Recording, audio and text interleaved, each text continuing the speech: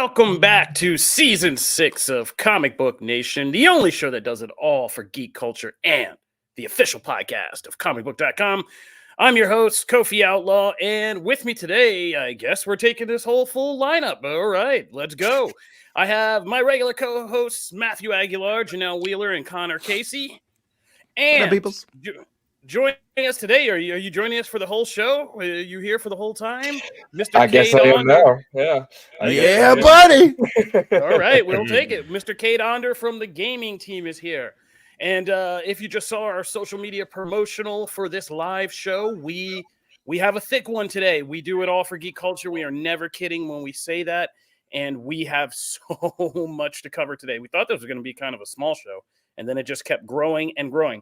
We're going to be reviewing Marvel's Echo. Cade is here because he got hands-on playtime with Suicide Squad, Kill the Justice League, the long-awaited, long-debated Suicide Squad video game. So he's going to let you guys know about all of that.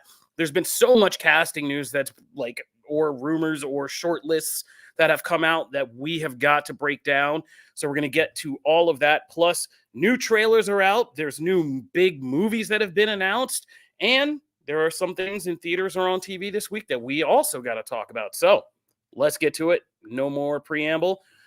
Right at the top, we're going to start with a topic we can all talk about together here, which is Marvel's Echo.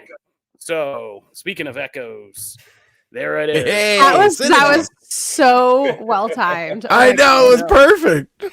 All right. Wow. It also gave me a chance to spin my thing back into the cockpit of this spaceship in CB Studios. All right. So Marvel's Echo is out. They dropped the full season Netflix style on Disney Plus and Hulu this week, and it's 5 episodes. And yeah, let's talk about this one. So this is some of the only kind of Marvel content we're going to be getting in 2024. And there was a lot of controversy or at least intrigue surrounding Echo as you know, Echo emerged as this breakout character from the Hawkeye Disney Plus series that we got at the end of 2022. We knew that Alaqua Cox was going to get this spin-off show. There were a lot of things hyped about it from, you know, the Daredevil Kingpin connections with Vincent D'Onofrio, friend of the show, and Charlie Cox coming back. And then there was all these kind of reported behind-the-scenes troubles or things that had to be done, like so many Marvel projects now. So getting into what my feelings and impressions about Echo, this is probably like one of the most conflicted feelings I've ever had about like a Marvel project. And it's because it feels like more so than just about anything else, this has become common for these Marvel properties that were, like, let's be honest, produced under the Chapek era. Like, this one just feels like it has so many things cooking in it that barely hold together as a show. But I also don't know how I would have fixed it. Echo feels like it starts off being like a Netflix Defenders level show, violent, street level, kind of about this hero coming from these very traumatic circumstances and street level kind of circumstances and their story of rise or going through the kind of criminal underworld. Hence the Luke Cage hoodie today. That's why we out here with the Luke Cage hoodie today. Shout out to the Defenders verse, which also gets a nice bit of validation from the series. But like when the kingpin of it all comes into it, and this other storyline about Echo and changes to the character with costumes and superpowers and all of that, it really just feels like it upends what this show was and leads us into what I unfortunately have to say is probably one of the worst finales I've seen. And that's saying something, as we know, Marvel finales aren't that strong. That said, like, I don't feel like it had to be this way, because I feel like there was a better series here with just the hard-boiled crime stuff and Alaqua Cox and the rest of the cast of characters that we get in here turn out to be a lot more richer and entertaining, kind of like Kamala Khan's family and Miss Marvel. But at the same time, I get like why. I mean, there's a thing to be said if you had just done this with Echo being this very talented person with, you know, a heightened or sharpened abilities, who, despite her, you know, impairments, is able to be one of the most badass people in a room take on Daredevil and everything. Like, that's a great character. But I would also get if both the Native American community and, the impaired community would feel like their Marvel character not getting the level of like superpowers and custom and the whole shebang would have felt like they weren't fully, getting the full Marvel treatment. So I don't know how you solve that. Like, I'm not going to sit here and pretend that I do, but it just feels like this show is very much at odds with itself. And I'm glad it exists because it is doing so much for visibility and giving somebody a chance and making a hero story out of somebody. Like 10 years ago, we would have never probably considered putting on screen as the center of a TV series in this way. But it also I don't think it was handled in the right way. And I think we get this thing that I don't think makes, and I'd be curious to see how the cast feels about like where things ultimately ended up and shooting that finale and all of that. So it's confusing, but there's some good stuff in the Echo character I like, in Alaqua Cox I like, but in her world I like. But yeah, just it feels like there was like 5 shows in here, and each episode, except for a couple exceptions, most of the episodes just feel like they were stitched together with whatever they could put together from what they had. But maybe that's just me. Maybe you guys feel differently. It's interesting that you mentioned, because like the thing you mentioned about not feeling like their character would be represented in the same way, right? To me though, it also would be if you don't lean into some of the things that make her character, that take her character further than maybe like the initial concept and premise, you're also ignoring like 2 years of comic additions. Like, it's different, but there's a lot of things that tie right into where they've taken the character since. I mean, you got to remember, this character was also at one point has been the Phoenix. Like, this character has come a long way since initial, hey, Echo's joining the MCU. So to me, if you don't lean into her history and her background, her family and the lineage and everything like that, I mean, that there's a whole miniseries that just dives into her past, its iterations, it's the ancestry of Echo as a character and them helping her. We see that directly here. Like, you can't ignore that stuff to me, because that's what makes the character not just, oh, another brawler. Like, that's what you have if you take that away. So to me, that's not, like, I think they actually did a good job of trying to bring a lot of those aspects in, because that's who the character kind of is now. In addition to those things that were initially conceptualized. And so that's why I actually think, for me, number one, this to me proves that sometimes the binge method is better. I hit these back to back to back. Like, I was so excited to just go from one episode to the other, not wait a week. It works for a lot of shows, not every single show. I think this one benefited from being able to move right into the next chapter, especially with the Kingpin Echo stuff. This is probably somewhere, I'd have to do a full ranking, but it's higher on the list of Disney Plus shows for me. I think this doesn't suffer from so much of the, like, I see all the conversation about Daredevil and like he's in it for, a minute, 2 minutes, whatever. And I'm like, that's not the point. It's the same stupid conversation we had during She-Hulk. That's not the point. The show is not called Daredevil and Other Person. It's called this. Like, to me, I get aggravated when shows, like, when that becomes the conversation of, when is this person gonna pop up? When is this? They got out of the way, move on, and this became an Echo piece and a Fisk piece, because that's the two people that, to me, this kind of series hinges on.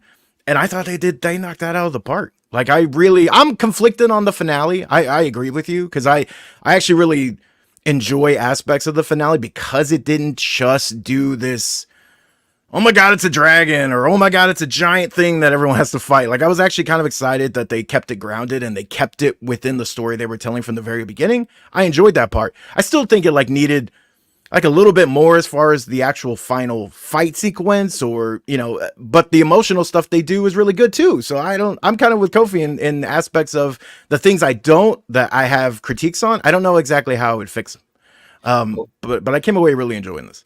Well, first of all, Matt, I think the show would have been improved greatly if a dragon showed up at the end. Fair enough. I mean, people like dragons, and I get it. Dragons are cool. Wouldn't have made any sense at all, but it would have been fun. And I love your positivity, but I gotta lean more towards what Kofi was saying. This one feels like a combination of a lot of half-baked ideas. And if you were hoping that this was the changing of the guard for how Marvel and Disney approach these Disney Plus series, this is very much still in the Chapek era. This is not, hey, we're suddenly upping our quality with this one. It's TVMA, but outside of a couple of blood packs, this thing is no more violent than Hawkeye. It wants to be hard-boiled, but then as the show progresses, it wants to get more into the mysticism of Choctaw culture and indigenous tribes, and it only kind of works. We keep bringing up the finale. The final conflict is basically yada yada in what she does with Fisk. They introduce what her, supernatural ability is gradually through the show. And then in the last episodes, it's surprise. She can also heal people somehow, maybe unclear. She does a thing with her hands. And then we're all just kind of sit there going, well, what just happened? What did she do to Fisk? Fisk even goes, what did you do to me? And then it's unclear, and he drives away. I don't think that's unclear. You just go, that's it. That's all. What happened here? And it's, I mean, yeah, I got it. That part, but let's get into it. I want to let Janelle cook too. Basically, it's if you want a better indigenous people in modern day culture, watch Reservation Dogs. If you want a better Daredevil show, watch Daredevil. If you want a better action series in Marvel, watch Punisher. And if you want a better Oklahoma-based, hey, I'm taking a small-time crime syndicate and trying to take on the big boys in New York City, watch Tulsa King. There are better versions of this elsewhere. Tulsa King is really good. Yes, it is. Janelle, what did you think? Well, gosh, I'm actually really surprised at what I'm hearing. I binged this all in one day, and I only have 2 complaints. Number one, my first complaint, and it's a biggie, is that Kingpin didn't scare me. I wasn't super fearful of Kingpin. I am not very familiar with Kingpin from comics. So I just know Daredevil Kingpin, the Netflix series, or when it was on there. And so I just didn't get the same fear. So they showed like soft sides, and they showed how breakable he is. Like he got shot in the face, and then he's like letting her smash him with a hammer. Like I was just kind of, he felt weak to me, which is not the Kingpin that I've been led to believe exists in this world. And then my other kind of complaint was that I can't believe they released all of them at one time. I know that some people love binging, and I am a binging fan, but I actually thought this show was strong enough to pull me in weekly.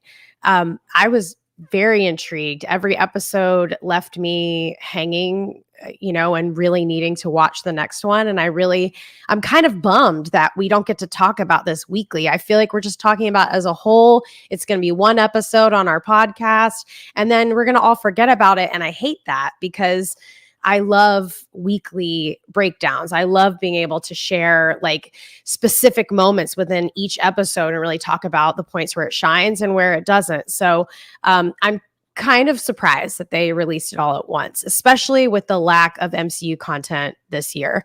So those are my only 2 complaints. Other than that, I was extremely excited about this hero. I don't know her very much at all. And I felt like she did an incredible job. This actress crushed it.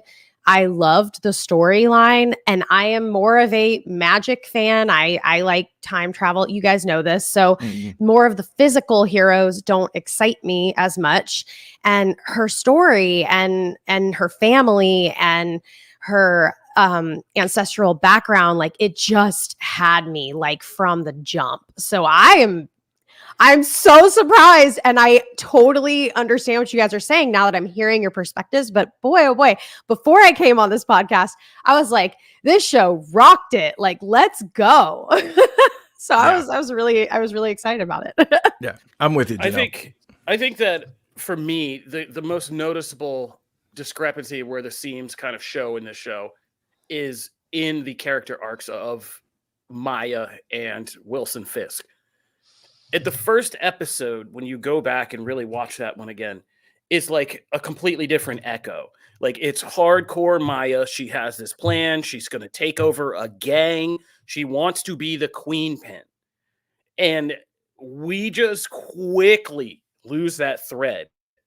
And it never is, and it's okay if a character changes. That's what's supposed to happen. And naturally, in a framework like this, her being home, being reminded of her culture, her family, coming away from the isolation that Kingpin created around her, in, you know, the literal and figurative silence around her, that's a story. That's a compelling story. Rediscovering who you are, and with a lot of subtext, because this guy's a white guy, she's an Indian or a Native American lady, and her kind of coming back to her roots and finding power in that. It says a lot of subtext, right? But that quickly, that never gets answered. Like, she never has to answer really like any hard or dramatic scenes for, you know, having this darkness in her, this ambition. You know, is this what her father would have wanted? Like, none of those rich thematic things get touched on. We just kind of skip over it. Oh, hard disagree. I mean, if I'm wrong, please. Yeah, I mean, this is a binge. No, I just think they touch on them. I don't, whether you're satisfied with how much they went into, or they could have gone into the more. Absolutely. I would have loved to have seen them go into more, but they touch on all those things throughout the 5 episodes. Like, those are moments in the show that dealing with her own, just going along with it. Like, I mean, that whole scene between her and Fisk, like, addresses that directly. And it's all about, you're kind of a monster too. Like, yes, I didn't pull the wool completely over your eyes. Like, you accepted things. That's why they go back. And that first episode too is steeped in, I mean, some people were calling it a previously on episode, and I can understand elements of that, especially because you're bringing in, you know, Roman and dealing with all those things. But like, they touch on all that stuff. That, like, I don't think it's as smooth as it could have been. That transition from her going from, I'm gonna take it now, to I'm understanding some other things and coming into circumstances that I have to just deal with this now. And that takes me out of that, like, full 100% go full speed of becoming the new Kingpin. But I do think that is a transition that is made. I think it is there.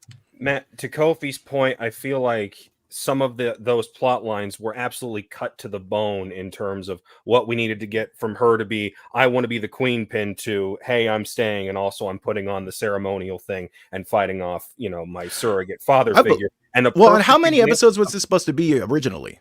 I'm not sure, but I think a prime example is there's a thread introduced in the first episode where she's got this childhood cousin best friend who she doesn't want to talk to when she gets back. And they finally talk in episode 3 when she's being held up by all those mob guys in the bowling alley, and that we don't see her again until the climax. Agreed. And for a show, absolutely, that's a recurring thing for the entire show. We never get back to it. I think it also lost me at the end of episode 4. Somebody else mentioned this in the comments, because she resolves this thing with Fisk. I guess she's like, okay, darkness, not my thing. But she just leaves. Like, she's just getting on a bike to leave. And it's like, oh, I was so annoyed at that. Yeah. That nothing is resolved there. That's literally, and then there's this kind of, you know, the Deus Ex Machina, where that's where I'm talking about the switch. Like, Fisk goes from nurturing, being the one, and this was interesting because that's how serial killers work, right? Like, right. Serial killers work in this logic where they will hurt so many people, but they usually have some kind of bolstering agent, right? Like a wife, a family, something like that they never touch that, or even think like, oh, he was always normal. And it's like, no, they have this logic that says, oh, I'm not completely bad because I nurture this thing, but then I kill all these other people. And that's what was interesting about this portrayal of Fisk was, and I thought the menace for me was never knowing, you know, you can't trust a father figure like that because you never know when he's going to turn. But it didn't feel earned when he's like, oh, she didn't come with me. And then he's just like, murder everybody. And it's like, okay, I don't know about that, but sure. But it just felt rushed. So I think that turn is what threw me. Was I think 5 is the one that just feels so extraneous to everything else. And while it was cool visualization and created a cool hero with, you know, a cool set of powers, it just felt like a rushed kind of about face. Like, we got to, all right, we're at, and the same thing with Secret Invasion, right? And I will say, this is better than Secret Invasion. Let's not Yes. jump out of the plane. Oh, it's not even This is close. better than Secret Invasion. So much. But Secret Invasion was the same thing. Like, we got to episode 6 and was like, look at the time. Wrap this up. Or Iger got back in the building and was like, what are you all doing? To be Close fair, this though, down now. I Like, think aside from like 2 shows, we've said that about every single Marvel Disney Plus show. Pretty Every much. single one has been they wait till the 2 episodes, they shoehorn everything in. Moon Knight had some of that. Like they shoehorn everything in, and I love Moon Knight. I love Miss Marvel. I love Hawkeye, but it's a problem that's emblematic of their process to this. Every single time we either go, that needed to be an episode shorter, or it needed another episode, because my God, they shoved everything into the one thing. Like that, if anything changes under the Iger kind of this new era, once we get like that new crop, because obviously like these are mostly done in the can, you know, you can only change so much, but like whatever that new era of show is, if we can please solve that, either give them another episode or figure out a way to pace better where we're not just saving so much for those last few, because that is the thing here. Can I pitch one thing to you guys in terms of this show? Because there was a few scenes where they would take the production and they would cut out the sound, so you were more in Echo's perspective of being deaf. And it got me thinking about how with Werewolf by Night, we went whole hog on the design of, hey, we're going to have the dimensions of the shot be a certain size to make it feel like it's an old horror movie. We're going to have it be black and white until the very end. We're going to make it feel like this old-timey concept. And then in the start of the second episode, we get a silent film. We cut the dimensions, and it's all, no one's talking, there's background music, and then it cuts to whatever they're saying to explain the dialogue. I was kind of thinking, why not make this whole show a silent TV show? Could they have pulled that off? No. I think People get frustrated by that. I think you barely pull off what they did here. I mean, I know because it's a thing when your brain does when you're watching a movie. Like, you know, when you're hearing something that's your native language in picture and sound, you can look away, you can be eating, you can do all this stuff. You know, if you watch a foreign film that has subtitles, you have to be watching that at a time where you can just sit down, stare at the screen, and see everything that's happened. This show made me rewind a lot because it's confusing, because your brain's doing both. Like you're listening to one part and then sound cuts, and then you look up and you realize, oh, there's been 2 minutes of a conversation with ASL, and I haven't been listening to any of that. And I'm like, so funny. And I had to go back, but that's on us. That's not on them. Right. That is completely on us. Let's be clear. If it wasn't binging, then I think it would have been more manageable. If it was weekly, then I would sit down for an hour every week and focus. But because I had to watch all these episodes in one day for the podcast today, I was trying to do stuff in my life. And I literally, that's so funny. But we're not the people, though, that... Well, honestly, I think this thing would have... I think Yeah. this would have been eaten alive if it were weekly, because it would have been lambasted for its first week because it was just a recap episode. And I think by the end of episode 2, most people would have fallen off. Yeah. I think so too. Not me, but no, not us. But not you. It's a tricky. The more you do this job, the trickiest part about it is like killing your own self-image off, because you realize you're a warped mutant of the internet. And Yes. Right. Like, not everyone has to watch it by Friday, so they're allowed to take it at their own pace. Just because 5 episodes are out doesn't mean you have to watch all 5 episodes. Oh, like, but I would totally just watch them all just, I'm the same way. Yeah, Absolutely. We're all warped now. That's what you got to realize. Like, we're so warped and we're not normal. So like, we have to imagine what the normal people are doing. But no, but it is. I think. But to Connor's point, like, I think this is still a Marvel property, so the crowd coming in the door is big. I think when you do big mainstream stuff, by the same token, you always got to imagine, you know, you got to think about what the weakest link in the chain is going to be like. And so I think this show pushes it as far as the weakest link can handle, because I think the alternation between ASL and typical dialogue is going to be problematic enough for some people's attention spans in our not quite attention spanny era.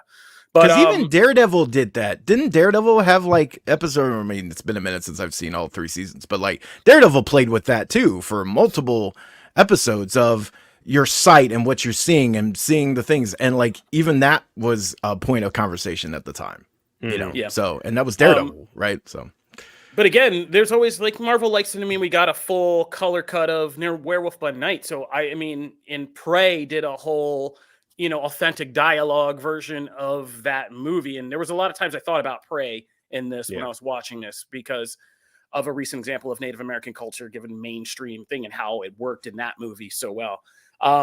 But I think you can do a cut like that and it would be interesting to see. Like it would be super duper interesting to see because Werewolf by Night by color is quite a different experience. And so, I mean, it's not something I wouldn't want to check out because I think it's important that we start between this and Coda, which I was writing about for another conversation we're going to have.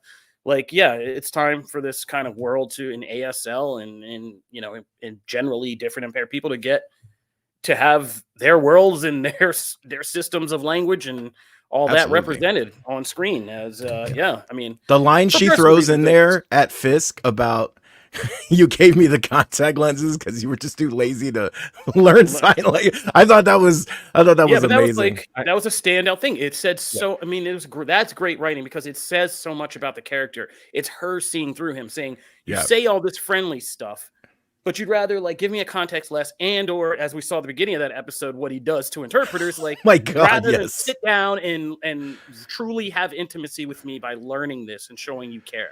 Because again, Fisk's caring is so warped and broken because he's a serial killer, he's a sociopath. But all right, I think we're starting to look like another show, so we gotta keep moving. You guys, any final thoughts to let you guys cook? Janelle, anybody? I'm excited about the news ahead, and I'm glad we get to cover Marvel as well. I'll say this. I know folks didn't love Kingpin in Hawkeye, and while I'm not saying he's all the way back to what he was in Daredevil, this is a nice halfway point. We're moving in the right direction. They had some good Kingpin type stuff. Like they did illustrate why he is who he is. The scene where he picks her up from the motorcycle thing and he just walking through all the cops and he doesn't even say a word. And one guy tries to stop him, the other guy's like, yo, chill. Like, or the thing just like Kingpin thanks you for your loyalty and what people do just from that simple sentence. Like that's the real power of Kingpin, like in the comics and on shows. Like, it's just the name, the reputation, and the power of it. By the way, can we mention the spoiler at the end or no? Do you want to keep that clear? I think a lot of people are still working their way through. So okay, so loosely allude to it for when they've that I am very excited for that next era. The post-credit scene. Okay, stick around. Yes, we can actually. That's a good PSA. Stick around at the end of Echo episode 5. There is a post-credit scene that is important for the development of the MCU going forward, and I too am excited because now we're getting into slightly boys territory with that scene, and I was like, okay, I'm here. All right. The newscast is just, All right. So let's move on because we got so much more to do and we just spent 30 minutes on this. So let's see how much of this chunky no, we don't say that here. I'm sorry. I'm getting confused over here. How much of this thick show are we going to get through? Casting. Guys, take it away. I assigned each of you. There's been so much casting news this week. And it's huge. I was like, I'm not getting into all this, so you guys can. But Matt, you had breaking news that you were kind of murking out about right before we got in here. Tell the people what it was. Yeah, buddy. You can head to Comicbook.com right now and find my full write-up about it. But the season 4 of The Witcher has just added a huge addition, both in character and in actor. Lawrence Fishburne will be joining the show in season 4 as Regis, who, if you don't know who Regis is, he's a fan favorite from both the books and the games. But Lawrence Fishburne is going to be playing a high vampire. Okay, he's going to be playing like a vampire that is known as a barber surgeon and is like one of the smartest people in the room, has had a crazy life. I mean, at one point, dude has had to survive multiple times. And in the books, like as he's explaining things, guy's been literally almost killed multiple times in various different ways and has like learned to recover over time. He's been alive for over 400 years. So imagine that kind of character who is joining Geralt and Jaskier and Yennefer eventually. Imagine that as Lawrence Fishburne. That is dope. I am so excited. I love this. I'm so excited that he's going to be joining. Obviously, we don't know when season 4 will actually hit, but it is going to be starting production in the spring of this year. So I am excited. Like, that is huge. Like the fact that, Lawrence Fishburne playing anyone, like playing Phil. You know what I mean? Like like if he was playing a Witcher named Phil, that'd be great. But dude is playing a character that is awesome. So I'm excited for that. So cool. Who is next? Me. Okay, I didn't know if anybody had any big reacts to that. I'm just really excited. No. I love the Matrix. I was going to say just I was muted, but I was saying we're going to keep it running because we got to get to our Okay, yes, we'll keep it rocking. So my news is DCU Supergirl's first appearance might be sooner than we think, and they're screen testing 3 actresses. They're talking currently to Millie Alcock, Amelia Jones, and Meg Donnelly. You might recognize some of these familiar faces from things like House of the Dragon and Coda and the Winchesters. And this is very exciting. I think all 3 of these ladies would be spectacular in this role. Like, I have no doubt that this casting is going to go great. I'm very excited about this. But we have to also take it easy here because they also said, literally, like, they're like, we're going to let these 3 read, but we also might just like offer it to a big movie star. So you can't get your heart set on anything too much. We already know better, but I'm curious, of the 3, do you have a favorite, each of you? I mean, I'm biased because I literally just hit publish on the button going into, because we have an article about, which we were offered to write about each of them and say, argue our reason why this one would be. Okay. So I looked at all 3 pretty deep. I did a deep dive into all 3. And for my money, Amelia Jones is the best choice. Yeah. Because first of all, she's the most versatile performer. She's been doing stuff since age 8, including Pirates of the Caribbean, Doctor Who episode as the Red Queen. She then she got into franchise stuff doing Lock and Key for Netflix. She was one of the main characters on that show. So she knows and was a standout and fan favorite.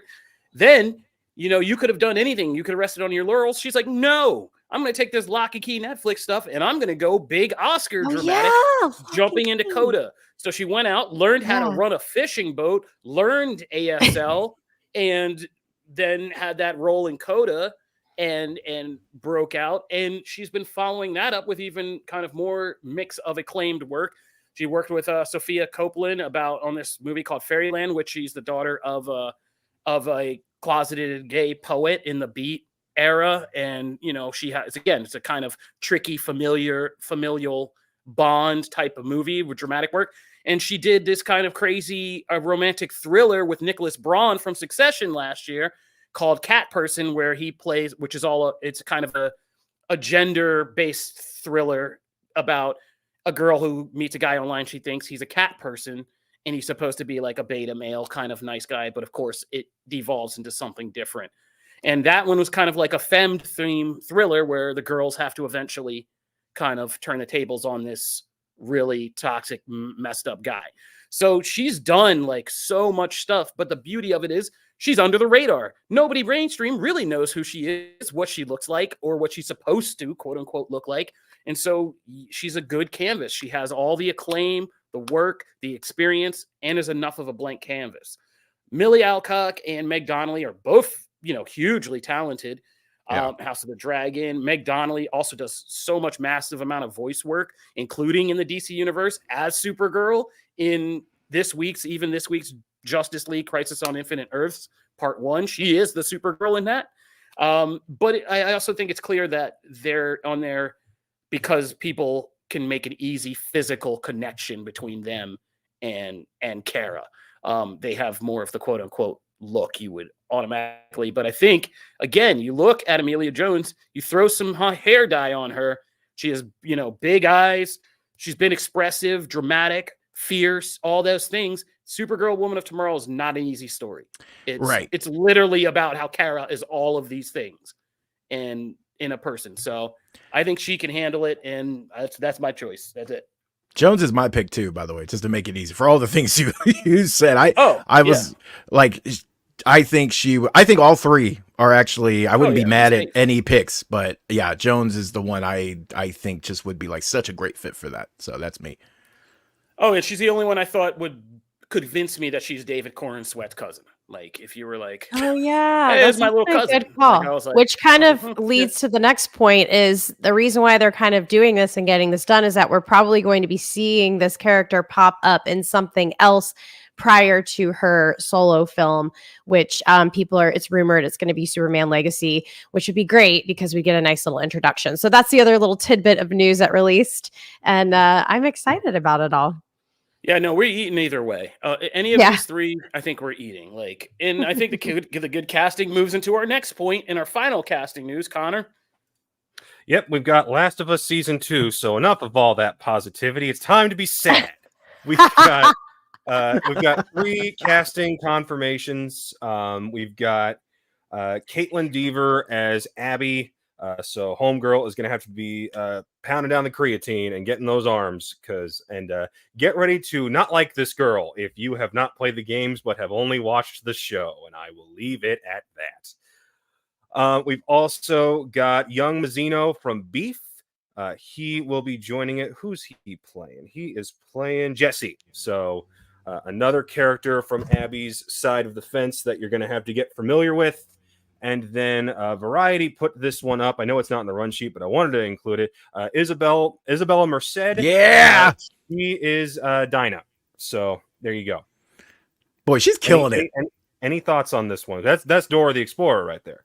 I love this. But she's been like cast in so many. Like I'm so excited for her. Like the next 2 years for her are gonna be stacked, man. Mm-hmm.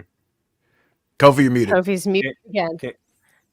I'm muted and popping off over here. Thank God. I can see him doing the thing and everything, and I'm like, he's they're reading. If you're listening to this, they were reading my exaggerated expressions over video, and I was totally muted. But I'm saying her agent needs that bonus paper because I'm not seriously. Yeah, I mean, Hunger Games to right over here to Last of Us. Man, she's Hot Girl too, isn't she? Isn't she Hot Girl? Yeah, that's what I'm saying. Like she's stacked. You have Pedro Pascal's agent. Like, what is happening over here? But no, those are all great castings. Like, I mean, Catherine was supposed to. She was one of the finalists to be not Abby, but to be who's Bella play? I can't believe I'm blanking on her name right now. Ellie. She was one of the finalists to play Ellie, and so people are like, it's actually kind of interesting that because Abby isn't very much a kind of mirror of Ellie, right? And so that's what makes their kind of rivalry in game 2 kind of interesting. And so this is interesting to see, like Bella I never got a chance to talk about on the show. I was pulling for Florence Pugh to get the Abby role for a couple of reasons. One, she's Florence Pugh. Well, one is it is Florence Pugh. 2, it's the season 1 was the Joel and Ellie show, and spoilers, that will not always be the case for the continuation of this series, and I will leave it at that. And at some point, you needed somebody to step up into that Abby role and be the next co-protagonist. I'm glad. And Pugh is a name, and also you need someone with physicality. This girl can kick some serious butt, but you don't. I mean, Bella was a change from Ellie, and it's fine. If Abby still has kind of like a lean muscle kind of butchness to her, that's still Abby. In my I don't want to get into that because there was all that discourse when the game came out about how she looked, and I'm just like, look, just if I believe she can, do what she does to Joel believably, I'm good. Right. Also, Dever's really. I mean, I'm a fan. Like she's a really great actress. I think she will nail this. And I'm actually, it's one of those things that I'm interested to see. Kind of like you mentioned Pascal. Like the thing with Reed Richards, right? Is like, oh man, they cast like a really likable guy as a guy I can't stand, right? Because of things. And Abby comes along with some of that same baggage of things. So it is interesting that like Dever plays a lot, like she's just very innately likable in a lot of her parts. Even if they're doing things like she has this like ability to kind of make you still kind of root for her. So I'm actually interested to see some of that brought over to the character. Yeah. I mean, and that's a key to this. A key to Abby is in that game is you're hating her, but also rooting and intrigued when you're playing as her, and that's a hard thing to strike up. But I'm very interested in that. I'm very interested in where this is going, and it's nothing that's been like ill so far. There's been none of that ick factor in Last of Us season 2. It's just, and yeah, Mercedes Dina is going to be great, and her and Bella Ramsey I think are going to be great. So, all right, that's it for casting. Any final thoughts before we go to break? Oof. Just super pumped, man. We've got some great TV. I was so freaked out about Marvel not having a lot of stuff coming out, but I'm starting to feel very comforted. Picking up the slack, everybody else. Let's go. Oh yeah. And this is the time where it's good to be the show that covers all things geek culture, because we All things geek culture. Yeah, we're going to eat this here no matter what. All right, we got to take a break, and when we come back, we're bringing a special guest on from our gaming team who has the burden of knowledge. He has played Suicide Squad, Kill the Justice League. Find out what he thinks when we come back.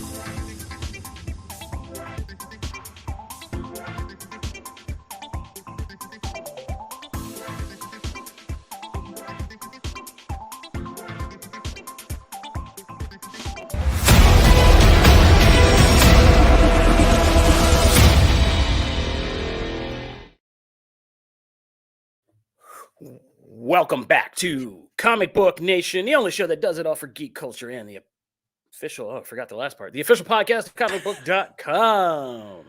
6 years, not enough time. If you missed our first half, we talked about Marvel's Echo, and we broke down the big casting news for The Last of Us Season 2, Supergirl movie, and The Witcher Season 4. Now, as I promised, we have one of our favorite gaming team members from Comic Book Gaming on, and he is, as I said before the break, he has been burdened with knowledge like Stark. Mr. Cade Onder is with us, and he got to go out to an event this week and play DC's long-awaited, infamous Suicide Squad video game, Suicide Squad Kill the Justice League. So, Cade, I know there is so many questions, assumptions, speculations, everything around this game. As somebody who's actually sat down and played it, what can you tell us about your first impressions? I was more positive on it than it seems other people who went and played it were, because all the impressions came out this week and everyone's like, we didn't like it, or we're not so sure about this thing. And I'm like, well, and keep in mind, me saying I'm positive doesn't mean I'm like, oh, this is gonna be the best ever. I'm still like, it's got some work. But like, as the first game in 9 years since Batman Arkham Knight for Rocksteady, I don't totally know that this is the game they should have made. I don't totally know if this is like everything that we would have hoped for. But at the same time, I still had fun with it. I think my biggest takeaway and my biggest surprise with the game, it's extremely funny. Like, I think comedy is really hard to do in video games because they're very long and you can make players very annoyed very quickly, but it's extremely funny. So there's that. And then the story is really cool. I really like, the cinematic flair that Rocksteady brings to their games is very much present here. All that stuff that you love from the Batman Arkham games story-wise is very much carried through here, especially with the inclusion of the Justice League being really mean to you the entire time. It's always very fun seeing Flash and Green Lantern and other characters bully you. Batman will come in over your radio in your ear and just like talk crap to you for 20 minutes. And it's like, great. And I didn't notice this, but someone posted a video today of Batman can be found in the open world just watching you. Like he's stalking you. and I think that's a really cool That's touch. cool. So there's cool stuff like that. But I think the thing that people were worried about the most with this game was the live service co-op structure of everything, the Marvel's Avengers of it all, and that is definitely where the game kind of limps. I would say for every mission that you have that is like a linear cinematic-ish mission, there's like 5 missions that you have to do that are like defend A, B, and C, or extract all these civilians, and it's just like this isn't what I want to do. And I get it's a co-op game, but that's not what I'm looking for here. So I'm curious because you've kind of mentioned it, right? That it was, well, number one, it's funny, but the core gameplay itself, like we've seen a lot of stuff about, hey, shoot purple, right? That was kind of a running thing. Shoot the purple orbs coming out thing. But is the actual core like moment to moment for each character's various power set? Like, is it more than that? Is it that? Like, what can you tell us about that? Have you guys played Sunset Overdrive? Any of you here? It's been a while, but yeah. No. That's a game with like very advanced movement. You're jumping around, bouncing around, flying around. That's how this game feels. It's much more of a like, when you think of Batman, he's like planted on the ground pretty firmly most of the time, and he's just punching people. This game has you jetpacking, running up walls, grappling, hooking around, and doing stuff to stay moving. It's very propulsive in that sense. There's a lot of momentum being built around. So that's kind of the core gameplay. Is I played as Deadshot. He's the most fun character to play as, in my opinion. And he has a jetpack, so you shoot yourself up in the air. You maybe hover there. You shoot down at people. You fire rockets, and all of that stuff's really fun. But there's not much more to it than that. And all of the enemies are just kind of generic blobs. Remember in the first Suicide Squad movie how they were all these like just gray blobs and there was nothing interesting about them? That's kind of what Brainiac's little villains are in this game. I miss the guys in Arkham that were like, oh, it's the freaking bat, Kate, let me ask you this. Gotham Knights, I got burned real hard by that one. That one broke my heart. Is this that bad when it comes to the live service aspect, or is there some salvageability from this one? I think there's salvageability, and I'm very interested in their long-term plans, where they're going to add all these characters.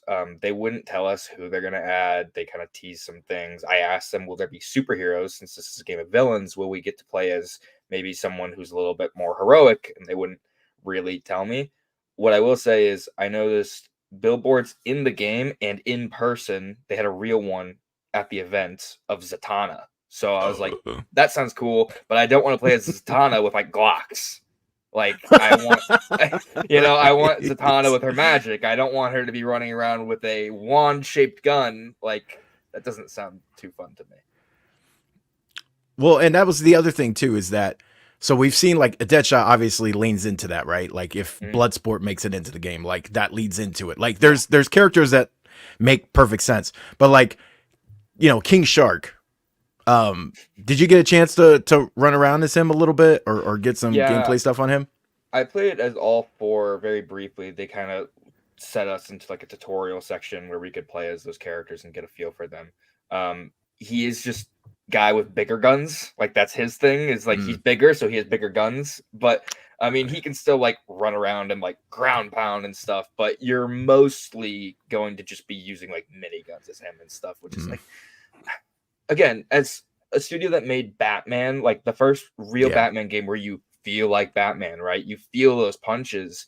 The fact that they couldn't translate that to just 4 other characters that already have very unique power sets, that are very distinctive, and are just like guns. It's like, or they could do it, but they had built themselves an infrastructure of we need guns to be here, so they're all going to have guns. Because you got the loot system, right? You can't have like punch or like boxing gloves as King Shark. That runs out pretty quickly. Kofi, do you have anything to add? I just had one question, and it's always my question since Rockstar first did Arkham Asylum, and that I was like, what the whole revolutionary thing of that beyond all the kind of the gaming aspects and technicalities, was the game succeeded in making you feel like a kick-ass Batman. Yeah. Insomnia Games succeeded again because Spider-Man makes you feel like a kick-ass Spider-Man. Mhm. I don't even know how to define this for this game, but do you get the feeling of like the fun of being these characters? Certainly for Deadshot. Like, really, if this was just a Deadshot game, I'd be like, this is great. Like, this is really fun to move around as him. And like, there's like kind of dynamic ways to move through the world too. Like I said, he has a jetpack, and so he can jetpack his way up a wall. He'll like wall run, but he's being propulsed by the jetpack boosters, which I think is really cool. And all of his weapons are really cool. And there's a lot, if you've played like Destiny or stuff, you know how you get guns that do like special things. Like there was a grenade I got that was like a lottery grenade or something, which is really weird, but like it sets off cool lottery effects. I don't know how to explain it. It's more of a visual thing than anything else, but that's really cool.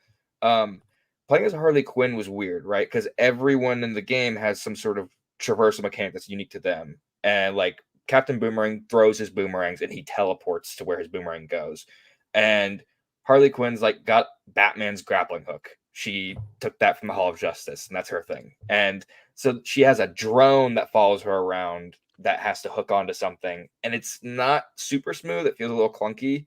And her whole thing usually is like she has a baseball bat or a mallet or whatever, and you can use that, but you're mostly going to be using guns. And I don't know.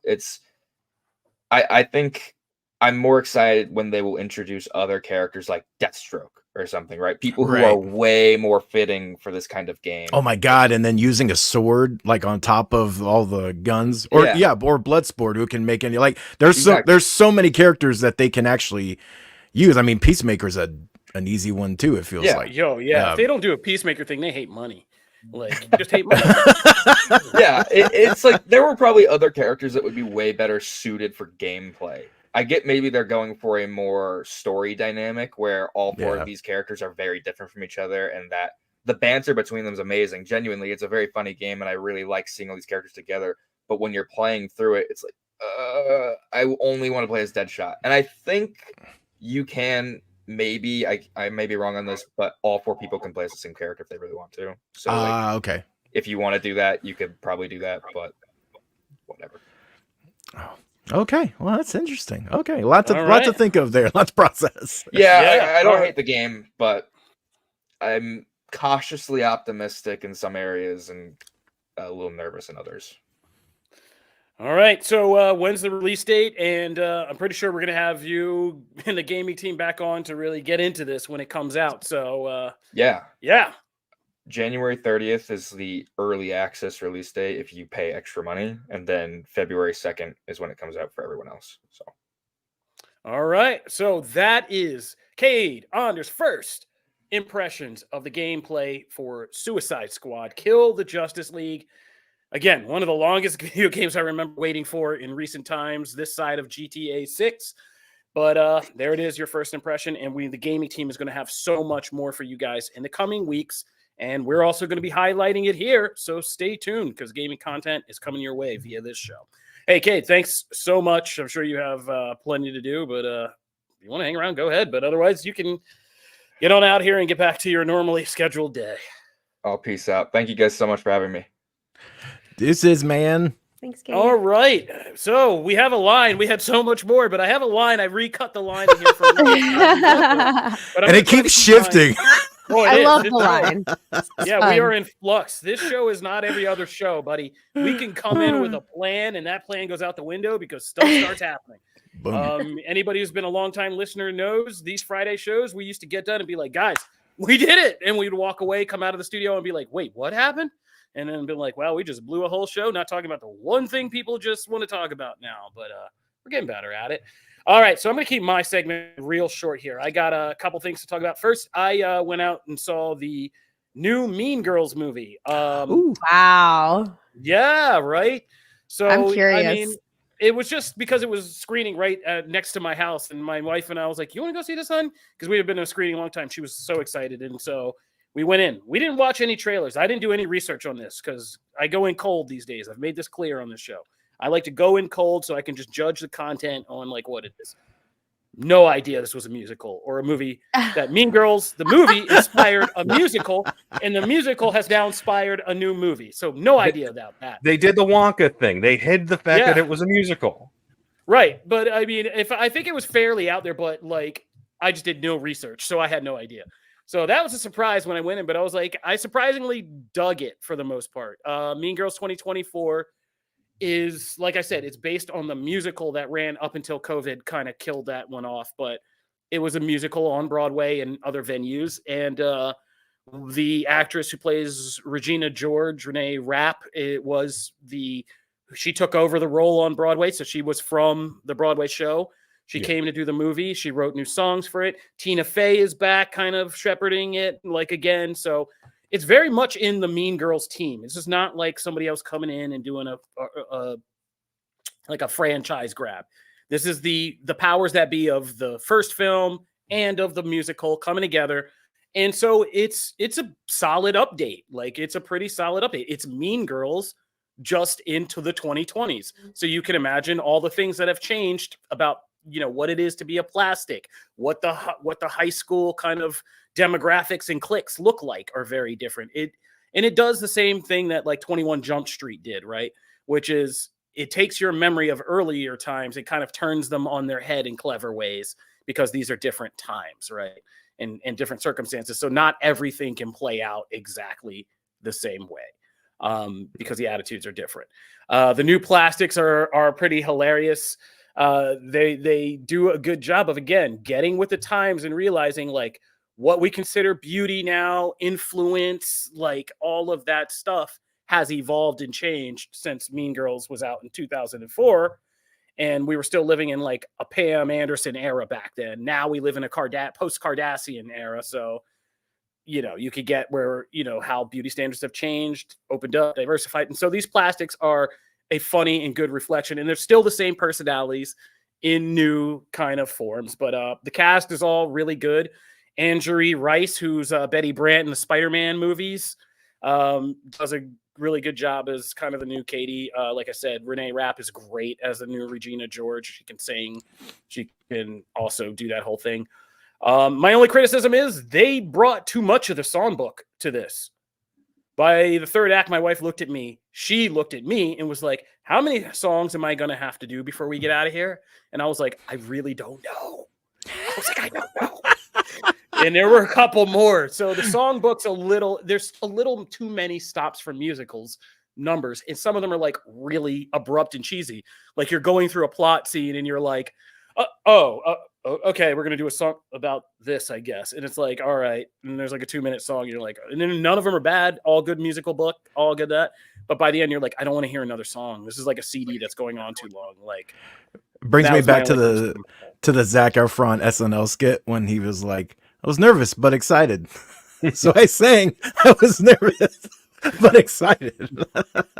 And no one's talking to you. You shouldn't sing what you think. It's awesome.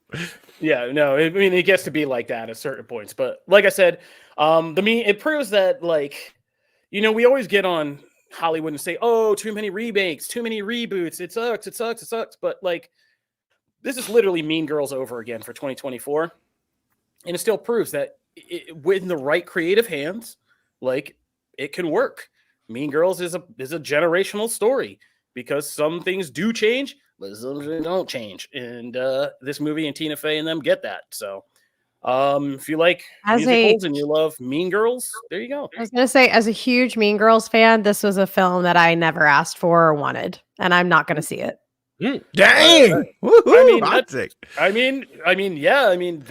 That's fine. Like, Regina George is Rachel McAdams. Like, stop. Just stop. Nah, I got out.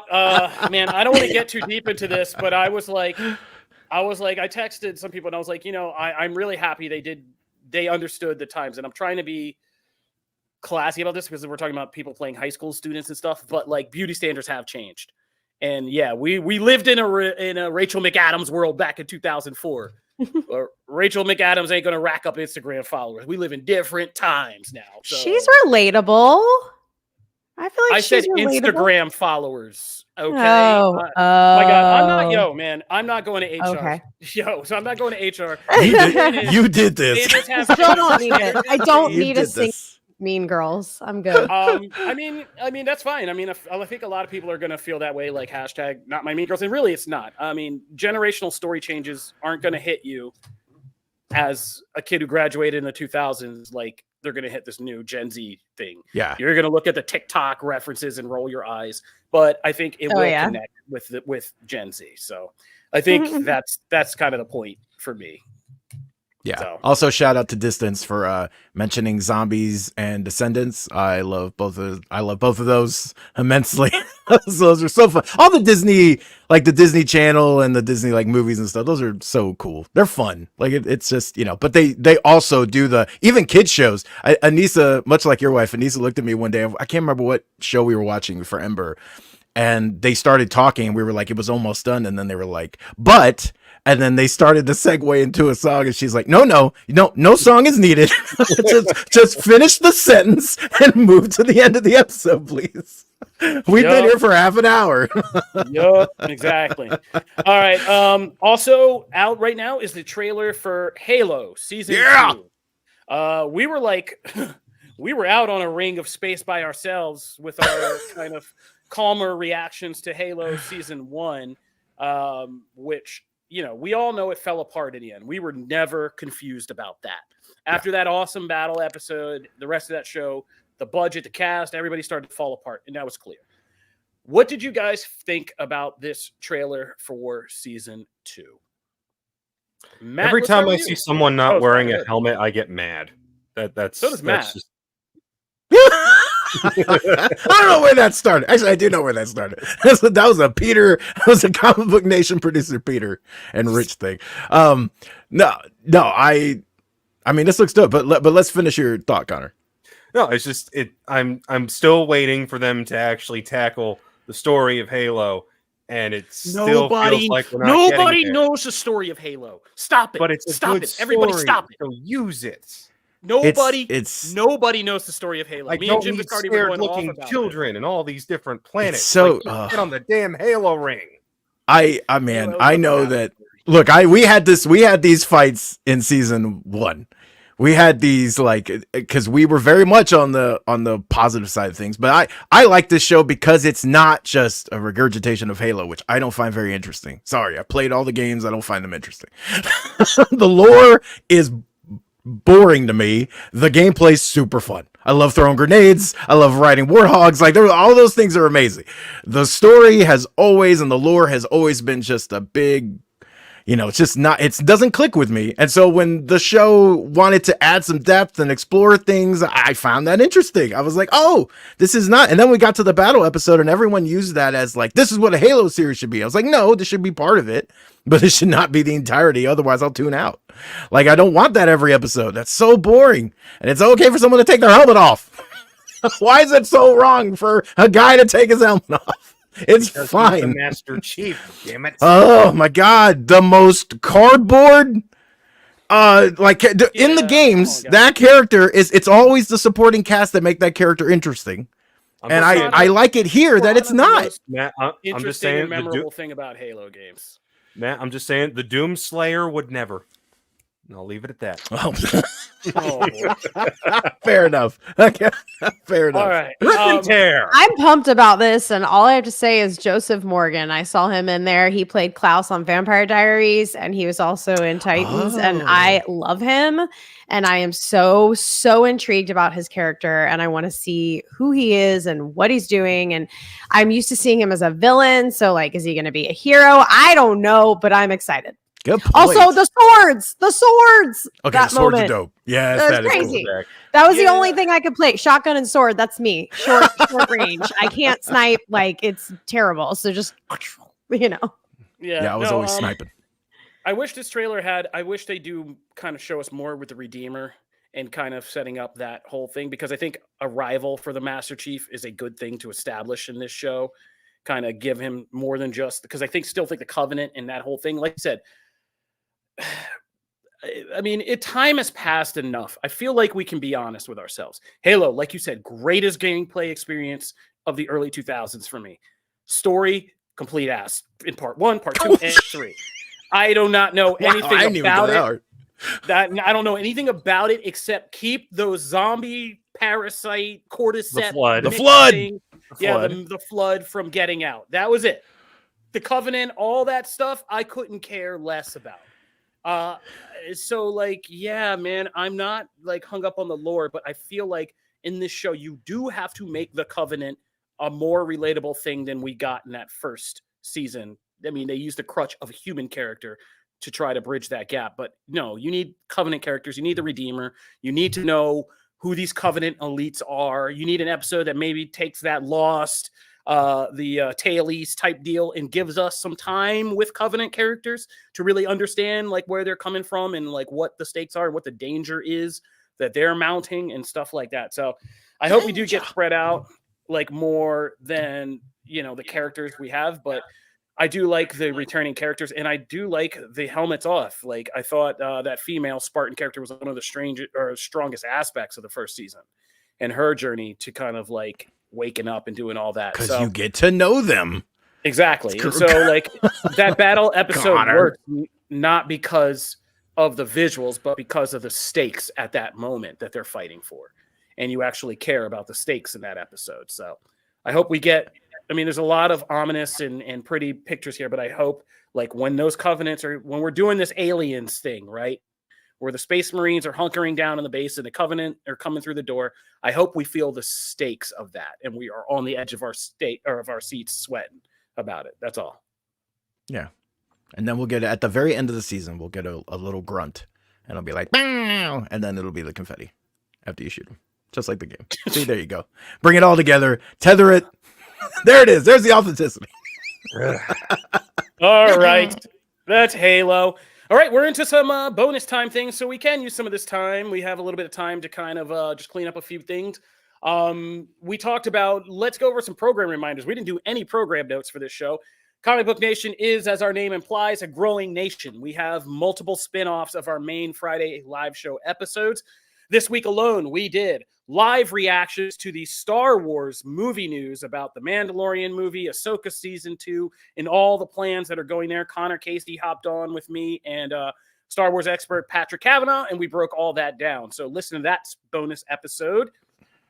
We also did the pull list, Matthew Aguilar's weekly comic-focused segment of Comic Book Nation, where we review the new books out that week or talk about the ongoing big storylines in comics, try to highlight some of the off the beaten path picks that we love.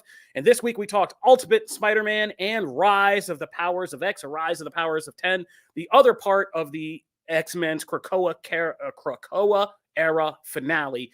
And those were both very big topics, and we had a lot of fun stuff to say about them. So check out why this is one of the biggest eras in Spider-Man right now. And every week we have Riptide Radio. Liam Crowley is a serious Percy Jackson fan, and he's been killing it, getting the cast and crew of Percy Jackson together with our experts to break down that new Disney Plus series. So also listen to that. Now, by the way, that series is so great. Like Percy Jackson, I finally binged it, and I'm so happy. And I didn't even read those books or anything. So yeah, that's a great series. You guys should be checking it out. Yeah, check out Percy Jackson, and afterwards, come check out Riptide Radio on Comic Book Nation. All right, but because we did spin out Ultimate Spider-Man into the pull list this week, it is not something we were planning to go in too depth here, but Connor Casey read the book, and he did not get a chance to cook on this. So, Connor, why don't you give us your thoughts? How'd you take Jonathan Hickman's Ultimate Spider-Man? So before I tackle Spider-Man real quick, just want to say the latest Wolverine also dropped this week, and they are teasing it as the most violent Wolverine event in history. And Sabretooth does something to one of Wolverine's kids that actually lives up to the billing. Holy crap. But anyway, so yeah, go read that. And if you haven't been reading the Wolverine series, fix that. It's great. As for the Hickman Spider-Man show, I really enjoyed this. I loved how he made MJ and Peter feel like an old married couple that are in their mid-30s, have a couple of kids, but are still making things work. I love how they convey to you what's changed to make this timeline different, in that Aunt May is dead, Ben is alive, J. Jonah Jameson is still the Jay we recognize, but there's also, you feel like because Ben is alive and they have a working relationship, there's a better side to him that he's allowed to let out. And I love the dynamic they have. I love that he's actually kind of a surrogate father figure to Peter as well, even in his 30s. There was so much to enjoy about this. I loved Kingpin's involvement. I love the tease for the Goblin. The only thing that kind of stuck with me where I went, man, why did you go that route, was the big Tony Stark reveal of, hey, you were supposed to have an entirely different life. Here's the spider. Go off and be Spider-Man, and here's your suit to go along with it. And I'm like, I feel like there's an aspect of Spider-Man that gets lost if he willingly chooses to become this character, as opposed to the powers being forced upon him and then him having to make the choice of, okay, what do I do with this? And that's where the whole great power and great responsibility concept comes in.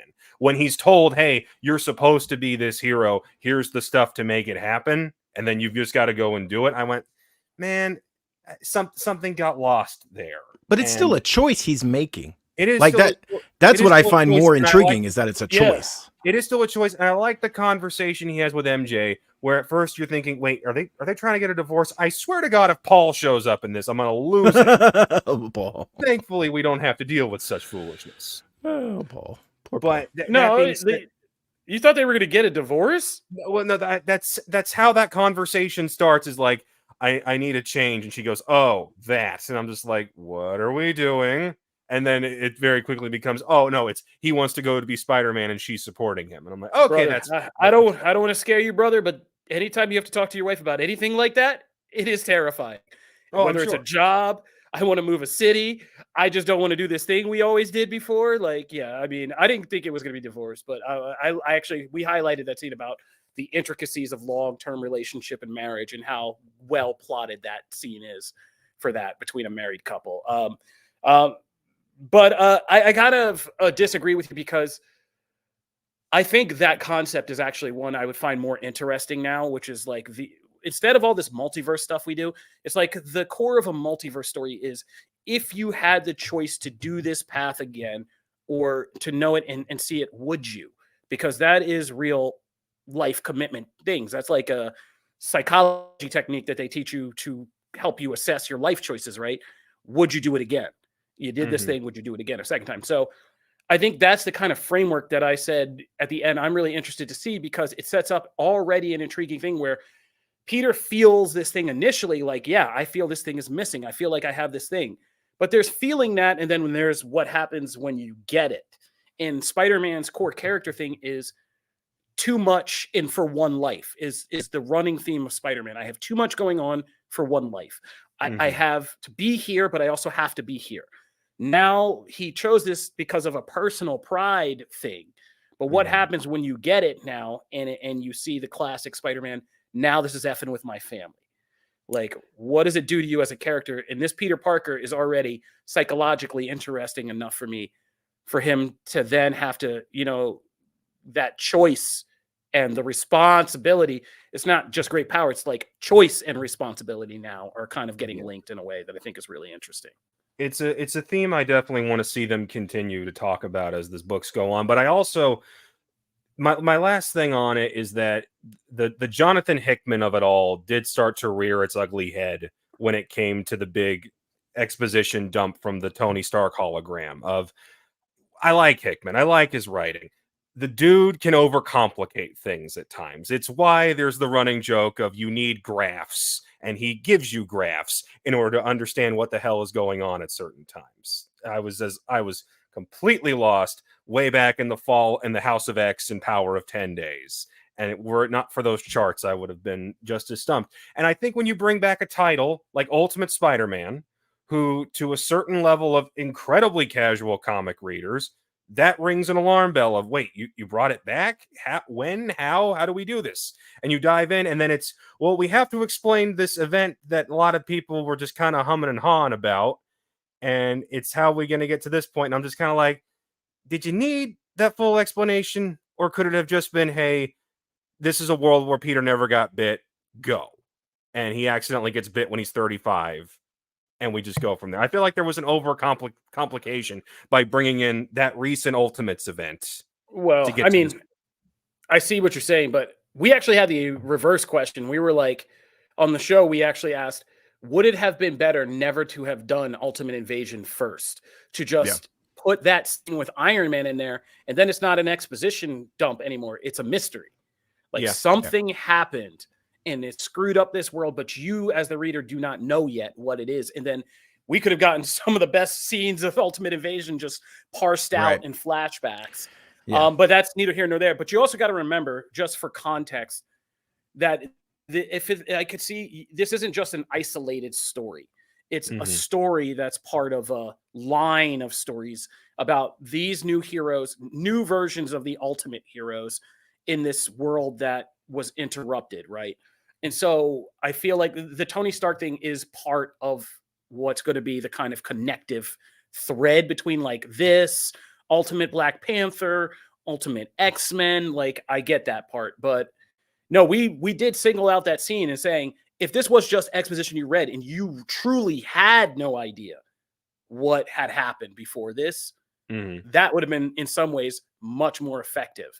Because Ultimate Invasion kind of sucked, and trying to get, and it was all just preamble to get to that Tony Stark ending and the cataclysmic event and setting up this new world. But that might have been more effective as a mystery. And I think that's why this issue works, is that literally you just read this issue. I mean, I know like some aspects of that you might not like because those are very much his like Hickman trademarks, and those are tied to that event. So you do, if you've already established that's the world, you have to then acknowledge it. But I think they did enough here to where I can give this to anybody and feel like they can get the gist of what they need. And I still don't want to see, like, I'm glad they did not do it where it's a choice forced upon him. We've seen that story numerous times.